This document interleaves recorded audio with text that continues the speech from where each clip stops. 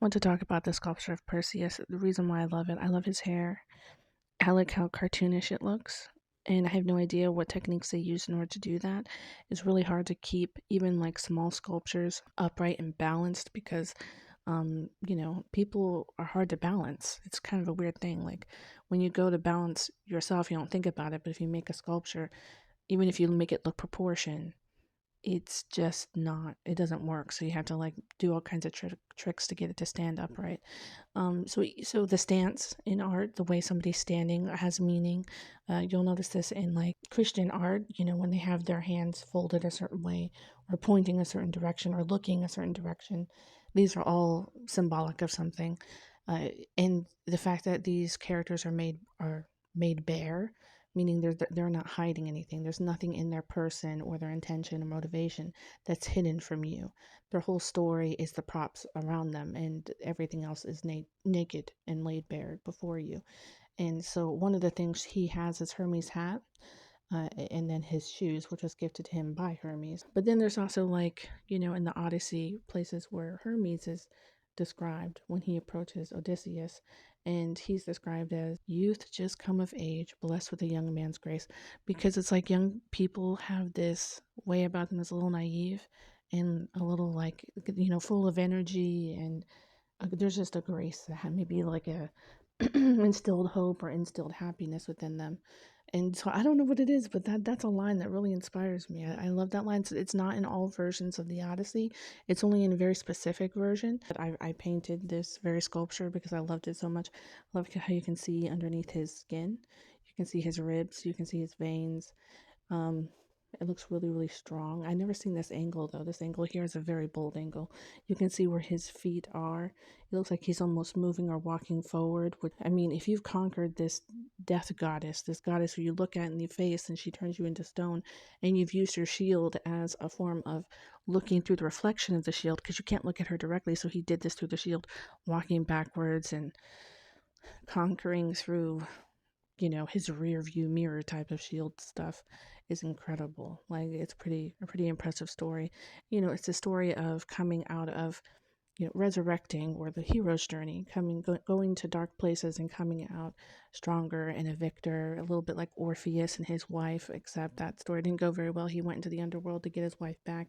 He was told, don't look at her before you exit, and he couldn't help himself. He lifted the veil, and she ended up staying there forever because he couldn't stand but to look back at her, and then he ended up leaving without her.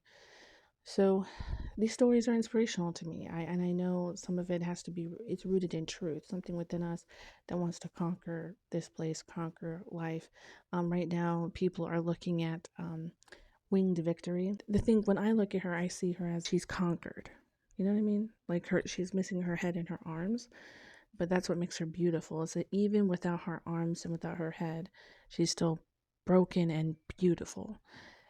She did have her arms and head at one time. She was broken somewhere along the line, and we know because there's other ones like her that were in partial pieces. I don't know. These stories are really, really interesting, and I think it's kind of like weird because it does reflect people, and it allows for the ego to be really big. So it's like people at their most boldest, biggest, and like our egos on steroids is what these gods are. Um, but I think what the difference is between the Greco-Roman mythologies and somebody like Jesus Christ, who absolutely, like David beheaded Goliath. You can see kind of some thread between, entering the underworld, the hero's journey. You can see a thread there. But the difference is these gods and stuff, knowing about them didn't change your life. They got to mock you, make fun of you, and you got to kind of just be a victim to it. And um, like Sisyphus, for example, that's another story of just somebody who got some fate put upon them because the gods are cruel. This is a God who reached down low and lifted us up high, and he sacrificed himself to ensure that much.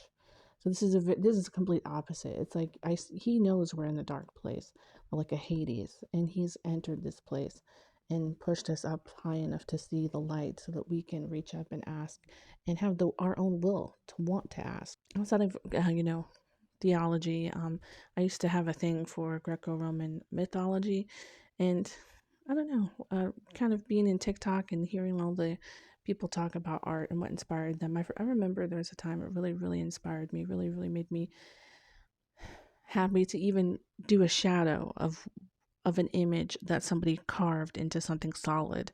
Like you realize how hard it is just to paint it. It's kind of makes it unimaginable that a human being was able to actually carve it into reality and you could actually touch it, you know? So, anyway, this is Linda of Christ is King forever. May God be with you.